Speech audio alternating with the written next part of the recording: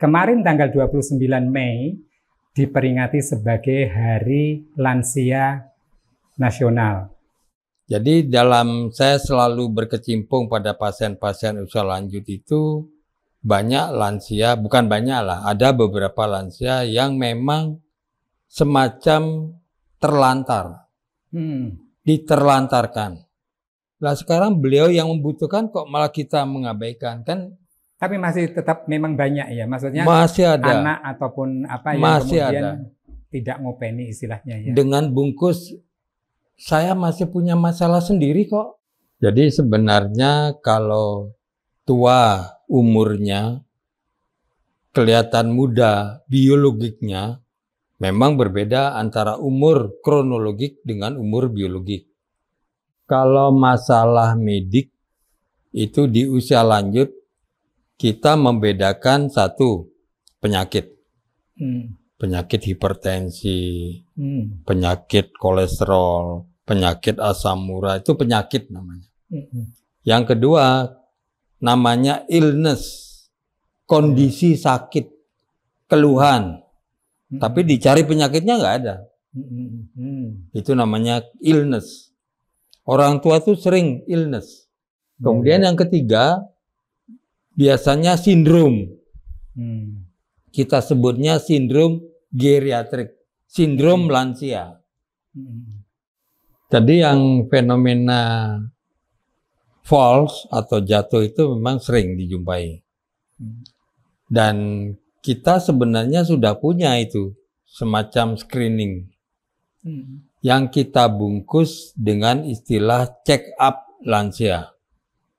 Katakanlah pasien itu berbaring saja, ketimbang dia dibawa pakai ambulan, ngangkatnya susah, kadang-kadang disertai nyeri lagi. Iya betul. Bergerak sedikit nyeri lagi, seperti itu. Sebenarnya dengan fasilitas home care, dokter yang berkunjung ke rumah bawa finger, nanti obatnya ngambil di rumah sakit.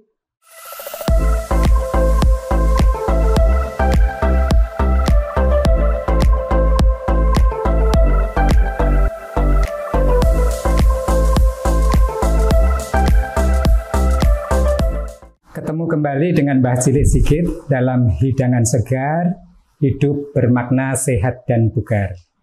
Nah, kali ini Mbah Cilik Sigit akan berbincang tentang usia lanjut. Ya, kemarin tanggal 29 Mei diperingati sebagai Hari Lansia Nasional. Ya, tentunya banyak hal yang akan kita ketahui terkait Hari Lansia ini. Kali ini Mbah Cilik Sigit akan ditemani oleh beliau adalah, kami perkenalkan, Dr. I. Dewa Putu Pramantara, spesialis penyakit dalam, konsultan geriatri. Nah, tentunya beliau adalah pakarnya di bidang ilmu penyakit dalam, khususnya di usia lanjut. Nah, selamat ketemu Pak Dewo. Assalamualaikum Mbah Cilik. Waalaikumsalam. Ya, terima kasih. Kalau saya memanggil Pak Dewo karena walaupun beliau itu orang Bali tapi sudah menjadi wong Jawa. Nah, gitu. Bukan Gede Dewo, bukan. Bukan, ya. Dr. Dewo, ya terima kasih sudah bisa hadir di podcastnya Mbah Cilik Sigit ya. Ya. Kita bincang-bincang terkait lansia ini, Pak Dewo. Oke. Ya. Itu kesukaan saya. Ya. Kesenangan saya. Betul, ya, karena kita semua akan menjadi tua. Nah, kemarin di tahun ini ya, temanya adalah lansia terawat Indonesia bermartabat. Ya. Bagaimana itu kira-kira makna di balik itu apa? Saya kira ini tema yang mengena sekali. Tahun ini benar-benar mengena karena singkat, padat, dan wah itu benar-benar banyak isinya, banyak maknanya. Jadi saya selalu berkecimpung pada pasien-pasien usia lanjut itu banyak lansia, bukan banyak lah, ada beberapa lansia yang memang semacam terlantar, diterlantarkan. tidak punya keluarga, punya anak tapi jauh sekali, padahal beliau sakit seperti itu. Jadi ini kok tidak terawat ya. Nah, kalau memang temanya berkaitan dengan perawatan usia lanjut itu adalah martabat Indonesia, saya kira itu benar sekali. Karena maknanya kita waktu kita kecil kan memang beliau yang merawat. Betul. Sampai gede. Di sekolahnya, disekolahkan sampai punya kerjaan. Lah sekarang beliau yang membutuhkan kok malah kita mengabaikan kan? Tapi masih tetap memang banyak ya, maksudnya masih ada anak ataupun apa yang masih kemudian ada. Tidak ngopeni istilahnya ya. Dengan bungkus saya masih punya masalah sendiri kok. Ah gitu loh. Jadi maaf, ya seperti itu. Jadi ini benar-benar tema yang sangat baik sekali dan besar manfaatnya. Baik. Tadi banyak lansia yang istilahnya tidak kopen, ya, misalnya, tidak kopen ya oleh keluarga yang kebetulan keluarga ini masih ada ya. Beda kalau memang tidak punya keluarga ya. Betul. Nah, kalau kita lihat perkembangan ya, kayaknya usia lanjut ini juga proporsinya bertambah ya dari tahun ke tahun ya. Di Jogja saja ini sudah mencapai 15%. Ya, paling kira-kira tinggi. Ya. Usia lanjut ini paling tinggi di Indonesia. Ya, betul ya. Karena makmur ya mungkin.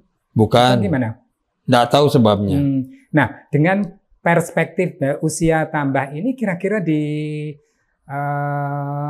benak Dokter Dewo sebagai pemerhati usia lanjut ini apa yang harus disiapkan ini? Ya. Jadi ibaratnya begini. Kalau di Jogja kita menjadi tua itu pasti. Lain halnya kalau di Papua. Lain halnya kalau di NTT. Karena di sana struktur penduduknya kan belum tua.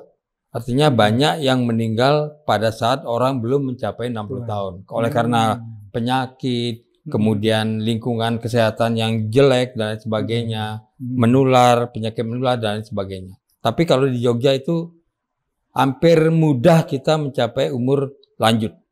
Karena faktor penyakit menular yang mematikan. Karena di sini layanan kesehatan kan ya. paling baik. Layanan balitanya juga paling baik. Seperti itu ya. Nah, sekarang masalahnya di usia lanjut ini model apa yang mau kita kehendaki?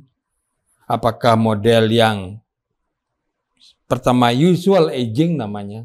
Jadi lansia yang ya normal-normal sajalah. Banyak penyakit, banyak sindrom penyakit, obat banyak. Itu kan namanya usia lanjut yang normal. Atau yang successful, yang sukses. Jadi masih punya penghasilan, misalnya, kemudian masih aktif bersosialisasi, kognitifnya masih baik, masih bisa megang peranan dalam memutuskan sesuatu. Itu successful aging itu. Dan itu yang juga dihargai ya oleh negara sebagai orang yang sudah arif ya. Betul. Tentunya pendapat-pendapatnya pantas untuk didengar ya oleh yang muda-muda untuk membuat program yang lebih baik. Atau healthy aging. Jadi usia lanjut bebas penyakit. Itu aja sebenarnya pilihannya. Tapi kalau usia lanjut mencapai 60 tahun di Jogja sih mudah lah. Tapi model mana yang mau kita kenal? Nah, di situ saya memetik bahwa pencegahan untuk kita menjadi lansia yang tadi yang kita inginkan, sukses, sehat, bukan yang banyak penyakit dan sebagainya, itu memang dari lahir disiapkan. Baik. Pencegahannya, imunisasinya, layanan kesehatannya, healthy lifestyle-nya, pola hidup yang sehat, tidak ngerokok. Nah, itu yang harus dipersiapkan. Bukan besok saya tua ingin yang sehat. Nah, itu tidak jatuh dari langit itu. Betul. Tuanya mungkin tapi seperti tadi, yang sukses, yang sehat tidak jatuh dari langit. Itu adalah upaya. Baik, terima kasih Pak Dewa. Nanti pasti akan kita sambung di segmen berikutnya. Kita break sebentar.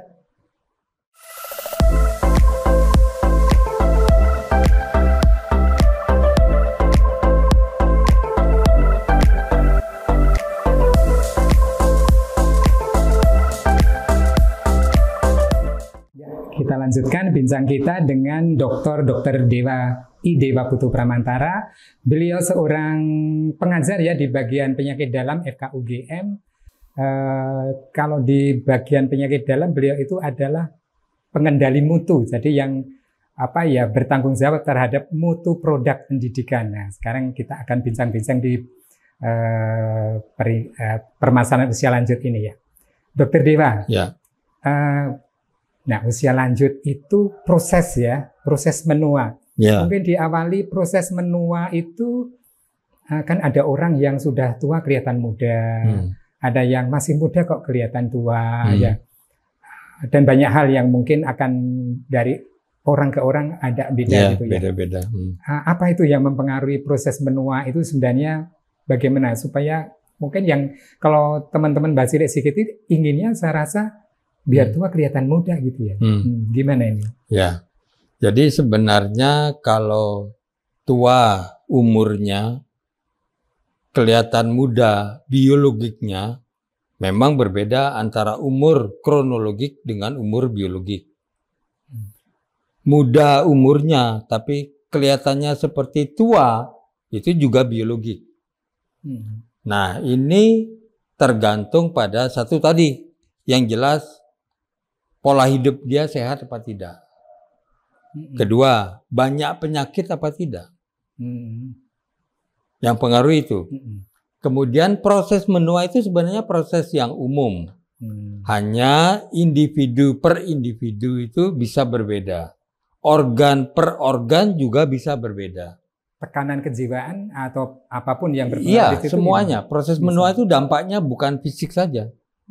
Kejiwaan, ekonomi, kultural juga berpengaruh, sosial juga berpengaruh. Semua luas. Makanya ada ilmu yang disebut sebagai gerontologi. Itu ilmu tentang usia lanjut dari semua aspek. Dampak aging. Nah, yang saya itu adalah gerontologi medik. Jadi bicara penyakit saja. Kesehatannya saja. Tetapi setelah kita banyak berkecimpung, ternyata kesehatan ini tidak berdiri sendiri. Dipengaruhi oleh psikologinya, dipengaruhi oleh sosialnya tadi, care-nya tetangganya, care-nya anaknya, itu mempengaruhi semua. Iya, betul. Jadi tidak bisa berdiri sendiri. Makanya ilmu geriatri itu sebenarnya ilmu yang umum. Bukan subspesialis sebenarnya. Dia lebih lebih holistik ya. Semua aspek harus dia lihat. Supaya menentukan, oh ini loh. Strategi yang penting itu ini pada pasien ini, ya seperti itu. Strategi yang penting itu ini pada orang ini, ya seperti itu. Jadi tetap itu nanti dipengaruhi mulai dari awal kehidupan itu Ya, sendiri ya. Betul.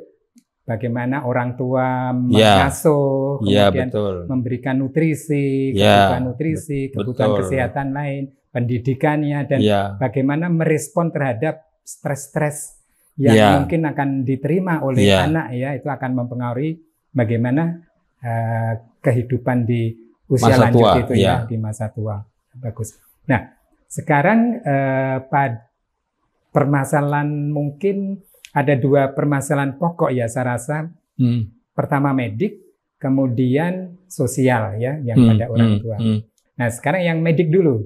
Ini kan kebanyakan ada permasalahan apa saja Pak Deo? Biasanya orang kan mengeluh nyeri tulang, pinggang ya. Terus kemudian sesak nafas. Kira-kira yang lebih utama atau cara-cara menghadapi berbagai kondisi, mungkin masing-masing punya problem kesehatan masing-masing ya. Betul. Bagaimana tip-tip untuk menyikapi kondisi-kondisi tadi, Dr. Dewa?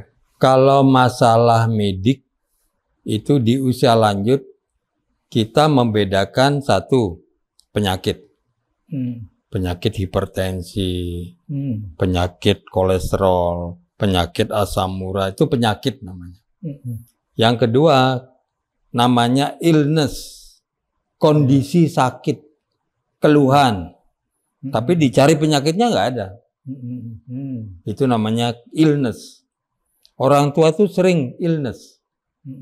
Misalnya mengeluh nyeri otot atau nyeri sendi, kita ronsen ya normal, kita MRI ya normal. Rupanya itu berkaitan dengan overuse sendi itu.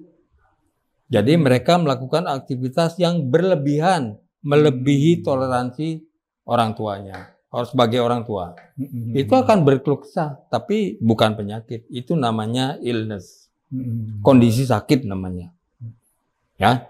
Kemudian yang ketiga, biasanya sindrom.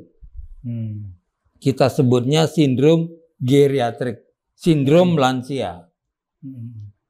Misalnya pendengaran kurang, penglihatan kurang, pengecapan kurang, jalannya sudah melambat, tidak seperti waktu muda gitu, maksudnya nah, dia sudah melambat, tapi itu bukan penyakit. Iya, betul. Jadi itu sindrom namanya. Nah, kemudian keseluruhan dari itu menjadi masalah medik itu adalah penyakitnya banyak, obatnya banyak, seperti itu. Ada perbedaan terkait dia sudah lansia dan dia masih muda terkait obat-obat itu yang perlu dipahamkan, lebih dipahamkan mungkin bagi orang tua seperti apa? Karena pada usia lanjut kan semua organ sudah mengalami kemunduran. Tidak ada yang luput kecuali prostat. Prostat pertambahan namanya, bukan kemunduran karena dia hipertrofi, dia besar malah. Itu kemunduran. Nah, kemunduran ini terkait dengan obat, memang ada perubahan-perubahan nasib obat di tubuh orang tua. Tidak seperti orang muda. Biasanya nggak terjadi apa-apa kok. Ini kok terjadi apa-apa? Berarti nasib obat di orang tua itu berubah. Karena perubahan enzim pada hati misalnya, karena perubahan pengeluaran lewat kemih misalnya, kemudian perubahan pada reseptor misalnya, itu akan menyebabkan berubah. Sehingga masalah obat pada usia lanjut itu tidak berhenti di resep saja. Kita harus mengikuti terjadi apa ini orang tua dengan resep saya ini. Ada keluhan baru enggak? Betul. Harapannya keluhan yang kita mau kurangi mungkin bertambah. Nah, itu loh maksudnya. Jadi sangat benar-benar harus kita ikuti. Kira-kira dari pengalaman Dokter Dewo ini obat apa yang mungkin akan berefek kurang baik sehingga perlu disampaikan ke orang tua? Secara pengalaman ada mungkin? Kalau obat yang perlu diperhatikan, ya betul. Misalnya mau kan biasanya orang tua itu ngambil obat sendiri-sendiri toh masing-masing toh tanpa lewat dokter. Kadang-kadang dokter juga yang tidak mendalami aging juga ya disamakan dengan orang tua, orang muda, orang dewasa gitu maksudnya. Iya, dosisnya sama, tahu-tahu efek samping yang muncul. Jadi biasanya obat-obat nyeri. Seperti tadi obat nyeri yang inflamasi itu kan biasanya pengaruhnya sangat jelek. Ya. Kemudian ada obat-obat anti hipertensi. Sehingga kita mengenal istilah umum start low, go slow. Mulailah dari dosis yang kecil dulu. Toleran enggak orang tua ini?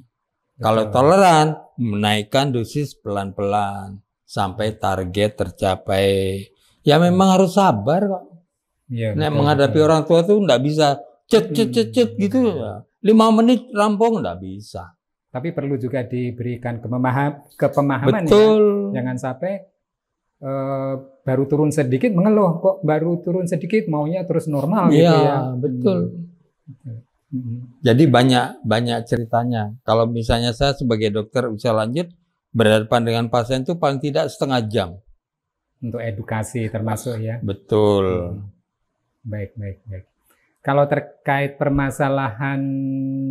Sosial. Sosial, ya.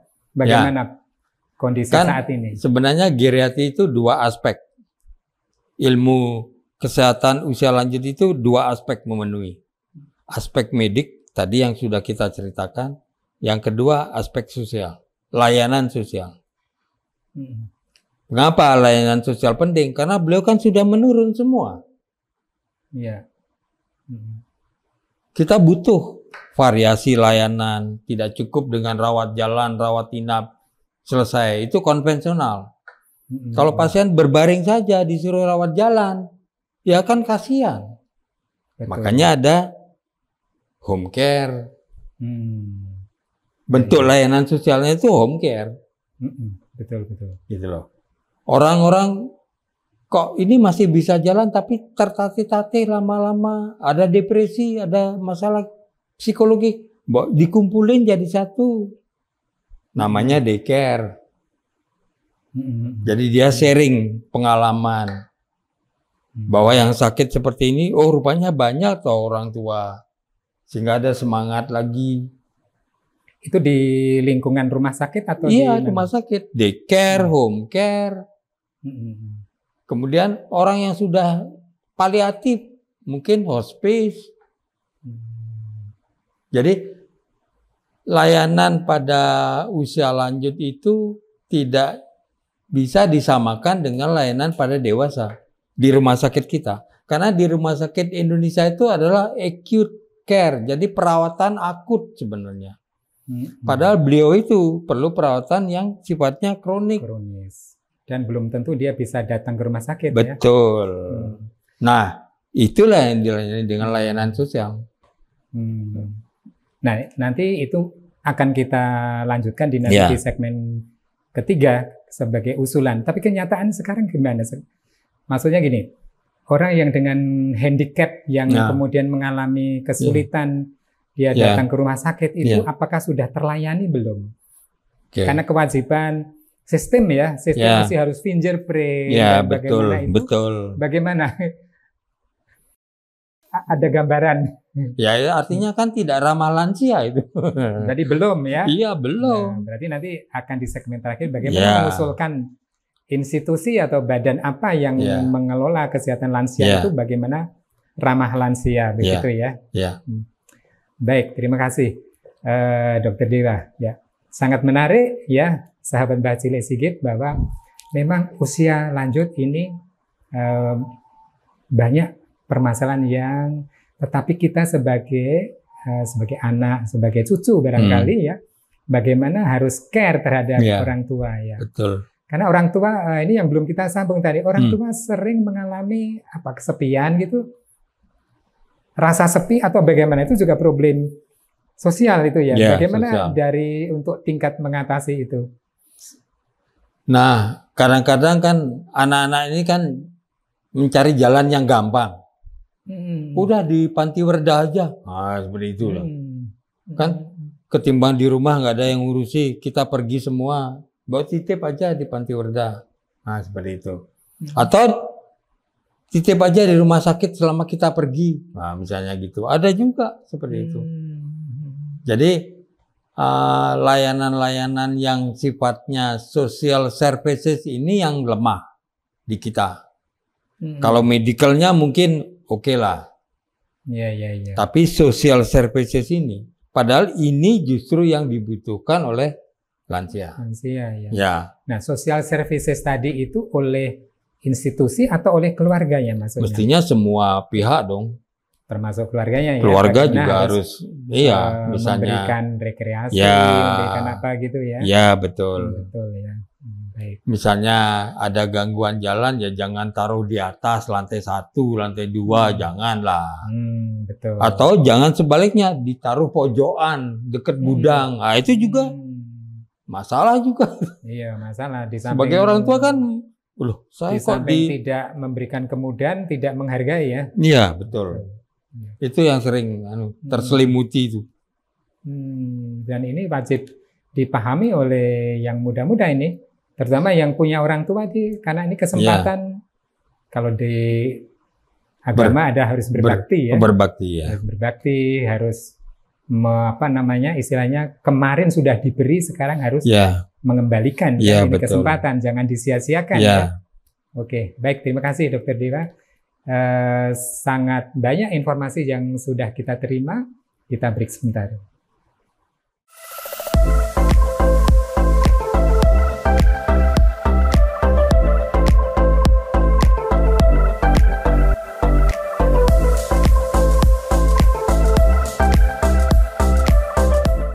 Ya, kita lanjutkan perbincangan kita dengan Dr. Dewa terkait lansia. Ya, Dr. Dewa. Orang tua itu karena kemunduran fungsi dari organ-organ itu juga mungkin metabolik itu mungkin ada yang sering jatuh sampai kemudian patah tulang ya. Kemudian ya banyak hal yang terkait dengan kondisi-kondisi tertentu. Nah, kira-kira untuk keseharian bagi orang usia lanjut yang mungkin yang sudah memasuki usia yang lebih tua, apa yang disarankan misalnya terkait aktivitasnya, terkait mungkin memang harus banyak minum, enggak sih orang tua misalnya, itu contoh, gimana kira-kira? Jadi yang fenomena falls atau jatuh itu memang sering dijumpai.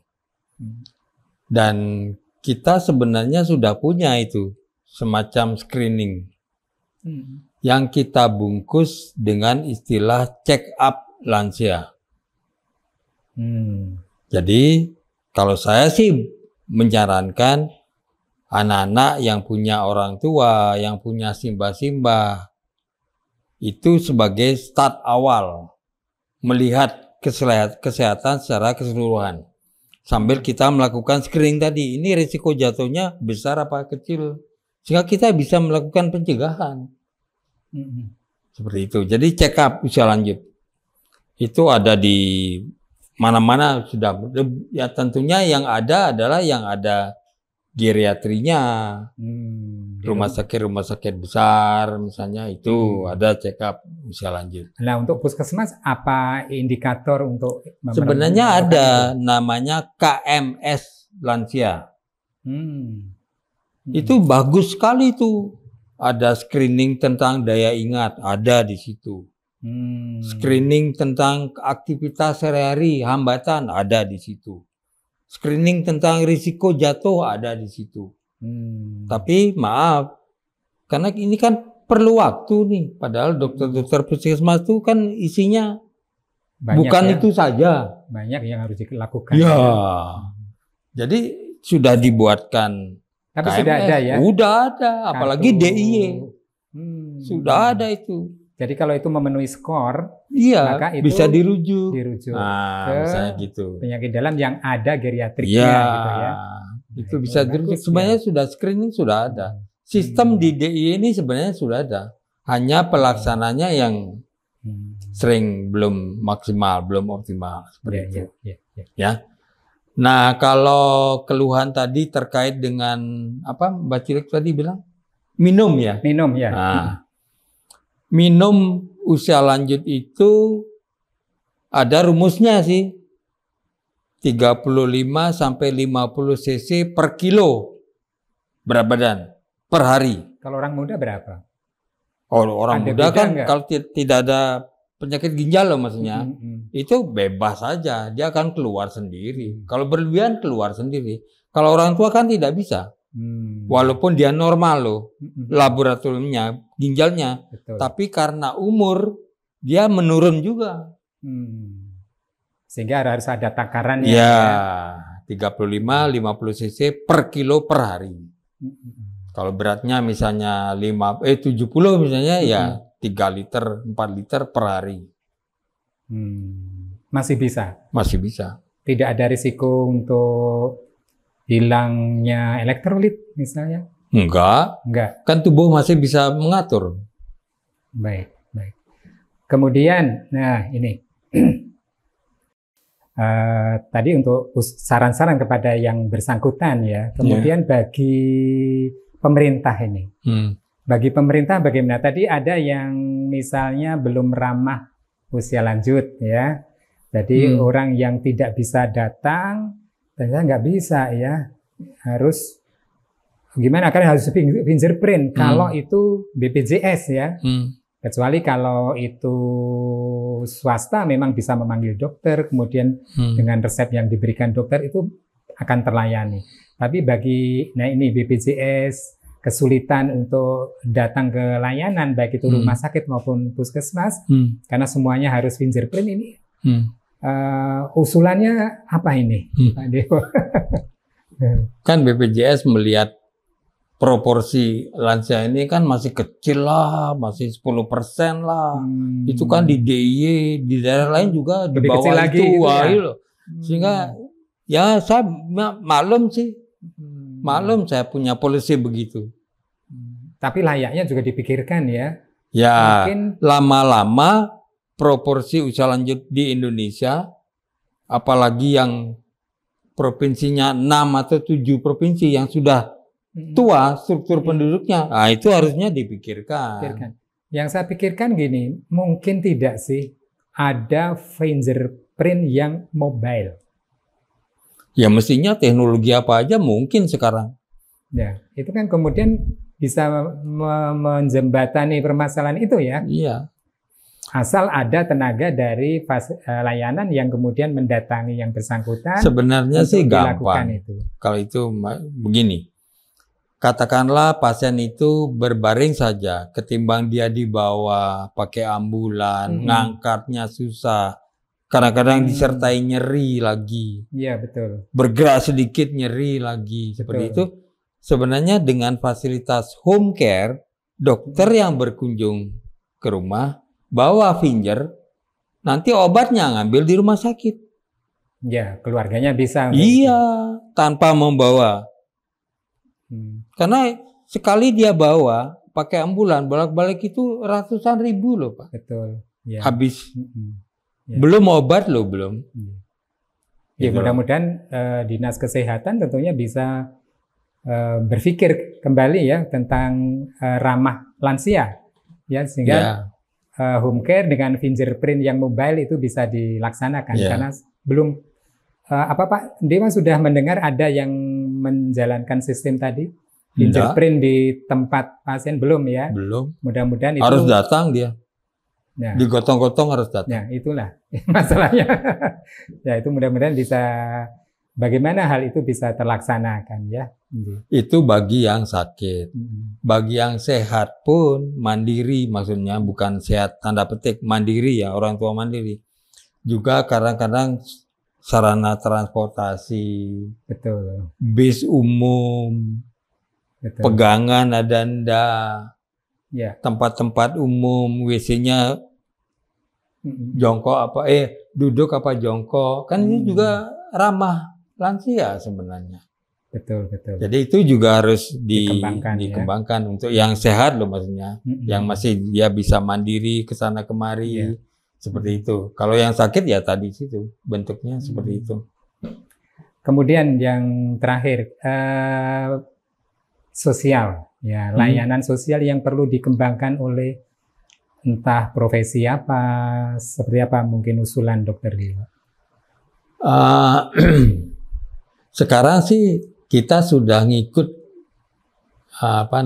kayak diabetes, perkumpulan diabetes, kemudian di kita itu ada paguyuban lansia, kemudian ada juga paguyuban orang-orang pikun. Itu ada juga paguyuban orang-orang depresi ringan, sedang. Paling tidak itu bisa mengatasi rasa sepi ya. Iya. Betul. Dan masih merasa berdaya gitu ya. Ya. Yang penting masih merasa berdaya dan diberdayakan orang. Betul. Nah ini Pak Dewo, ada satu sekolah lansia, masih sedikit ya? Ada berapa kan? Belum banyak sih. Sekolah lansia ini sebenarnya begini, aktivitas usia lanjut itu kan ada dua. Yang pertama pengisi waktu luang, istilahnya leisure activity, pengisi waktu luang lah. Itu kan hobi biasanya, pengisi waktu luang itu hobi. Yang kedua, second career. Second career itu dia mencari atau belajar lagi untuk karier di luar karier pokok yang selama ini dia geluti. Masih geluti, masih bisa dia melaksanakan ya. Ya. Nah, sekolah lansia yang sekarang ada kan hanya kumpul-kumpul saja. Ben ora sendiri ning omah, ben ketemu wong. Jadi beda belum sebenarnya. Mengajarkan yang produktif apa gitu ya. Iya, betul. Kalau di barat itu mereka kuliah lagi, tapi di sini kan kita diketawain orangmu nom. Mbok ning omah wae ngopo to cicune. Padahal itu second career loh. Ya betul. Ya mungkin kita akan mendorong kepada siapapun yang bisa melakukan second career tadi untuk ya programnya tentunya akan dipilih yang dibutuhkan ya. Mungkin ada yang pengen mampu apa, sablon kah, mungkin produk makanan kah atau apa? Ya betul. Atau mungkin edukasi dalam memberikan mau menjadi MC misalnya, ya tentunya bisa betul. Ya. Bukan mau cucu. Ya, baik, MC dalam arti benar ya. MC dalam arti benar ya. Bukan mau cucu. Betul. Nah, oke. Terima kasih Dokter Dewa. Terakhir ini, apa yang ingin disampaikan Dokter Dewa kepada siapapun, itu orang lansia, entah itu apa yang sebagai apa yang ingin begini, kan kita pemerhati. tadi awalnya Mbah Cilik Sigit kan membukanya dengan tema lansia terawat, Indonesia bermartabat. Ya, nah, untuk kita ini, apalagi adik-adik yang punya simbah, punya apa itu, mestinya hargailah beliau, letakkanlah beliau dalam yang proporsional, yang sesungguhnya. Jangan disepelekan, jangan diabaikan. Seperti itu. Ya toh? Yang pertama. Yang kedua, sebenarnya di usia lanjut ini kan memang berubah toh. Si mbah, nah, generasi sekarang kan, mbah itu piye iki? Itu biyen, Mbah. Nah, sekarang udah berubah, Mbah, zamannya. Nah, ini kadang-kadang menimbulkan benturan. Betul. Menimbulkan benturan. Karena langkah dari Departemen Kesehatan itu, kalau bisa satu rumah itu 3 generasi, 4 generasi. Nah, ini bahayanya. Bukan masalah generasinya saja, tapi nilai-nilai dari generasi itu kan beda-beda itu. Itu yang sering terjadi benturan. Karena saling tidak memahami satu sama lain. Yang tua yo kekeh, iki sing bener loh. Sing bener iki. Yang nom ya kekeh. Nah itu biyen, Mbah. Sekarang udah berubah loh zamannya. Zaman saya udah berubah. Nah, kalau semua kekeh begitu kan benturan namanya. Iya. Nah, jadi antara yang nom dengan yang muda itu terjadi saling memahami. Ya. Itu yang saya harapkan sih begitu. Jadi ada keselarasan keselasan supaya yang muda bisa bagaimana memahami orang tua. Cara memahami orang tua juga mesti melalui berbagai cara untuk bagaimana memahami orang tua itu kan gitu ya. Ada ilmunya tentunya. Dan tidak semata-mata membantahkan begitu ya. Dan itu cara menghormati orang tua. Ya. Baik, terima kasih sekali Dokter Dewa telah memberikan masukan kepada tentunya semua teman-teman Mbah Cilik Sigit ini ya. Dan teman-teman, kita lahir dari orang tua. Tentu kita sebagai yang muda harus menghormati orang tua sebaik-baiknya. Jangan pernah diabaikan dan itu bagian dari memaknai hidup kita dengan cara melayani orang tua sebaik-baiknya. Ya, tentunya di dalam perintah agama masing-masing pasti akan teringat kembali ya bahwa tidak pernah dibenarkan seorang anak yang kemudian mengatakan gitu saja nggak boleh, apalagi membantah ya. Dan kita harus menyelami kehidupan orang tua itu seperti apa, kondisi seperti apa harus orang tua itu disenangkan, diberdayakan, jauhkan dari rasa sepi, dan berikan rasa kesenangan dan kegembiraan pada orang tua kita, apalagi yang sudah mencapai tua. Ya. Sampai jumpa kembali dalam podcast yang berikut dari Mbah Cilik Sigit. Ikuti terus, jangan lupa like, subscribe, komen, ya. Salam makna segar, hidup bermakna, sehat dan bugar.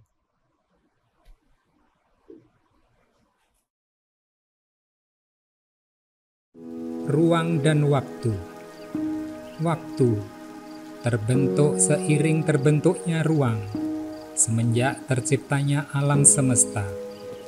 Dan ruang waktu baru nyata keberadaannya tatkala alam semesta bergerak mengembang miliaran tahun yang silam, setelah terjadinya peristiwa dentuman besar. Adakah terpendam pertanyaan, apa hakikat waktu dan ruang sebenarnya? Ruang dan waktu pada hakikatnya tidak dapat dipisahkan satu sama lain, sehingga ruang waktu menjadi satu kesatuan. Alam semesta terdiri dari miliaran galaksi dan triliunan bintang yang masing-masing memiliki dimensi waktu dan ukuran masing-masing. Kehidupan manusia memiliki ukuran waktu berdasarkan hitungan waktu putaran bumi, baik putaran pada sumbunya maupun putaran mengelilingi matahari untuk kehidupan sehari-hari yang bersifat mikro, dan berdasarkan kecepatan cahaya untuk ukuran terkait alam semesta yang bersifat makro. Hakikat waktu dalam kehidupan manusia sehari-hari merupakan kesempatan yang diberikan oleh Yang Maha Kuasa dan ruang menyediakan pilihan manusia untuk berkarya. Di sana ada perjuangan, tantangan, godaan, ujian, ada kegagalan, dan ada keberhasilan. Kegagalan hanya merupakan tantangan untuk menuju keberhasilan, selagi kesempatan masih disediakan. Di sana, dalam ruang dan waktu, manusia yang sabar, tangguh, welas asih, pandai bersyukur atas nikmat yang telah dikaruniakannya, akan keluar sebagai pemenang. Tidak saja berhasil dari sisi duniawi, tetapi juga dalam menyediakan diri menghadap Yang Maha Agung tatkala kesempatan yang diberikan sudah habis. Bagaimana hakikat ruang dan waktu alam semesta? Hanya Allah, pencipta alam semesta dan segala isinya yang kekal. Sedangkan ciptaannya, baik yang dimensi fisik, seperti alam semesta yang di awal mengembang dan setelah mencapai pengembangan maksimal, kemungkinan akan mengkerut, bergerak menuju titik awal. Maupun yang dimensi ruh seperti surga dan neraka, malaikat akan mengalami kehancuran bersama hancurnya alam semesta dan kembali kepadanya. Seperti sedia kala saat zaman azali, zaman di mana yang ada hanya Allah dan nur yang dicipta pertama kali, yang sementara ahli sufi menyebut sebagai Nur Muhammad, atau sementara para ahli fisika menyebut sebagai materi super padat. Di sana itu, di masa itu, ruang dan waktu bersifat mutlak. Akankah kemudian Allah akan menciptakan kembali alam semesta dari Nur Muhammad atau materi super padat seperti yang dikenal dalam alam fisik? Hanya Allah yang maha berkehendak yang tahu. Allahu Akbar. Godean, 23 Juni 2024. Mbah Cilik Sigit.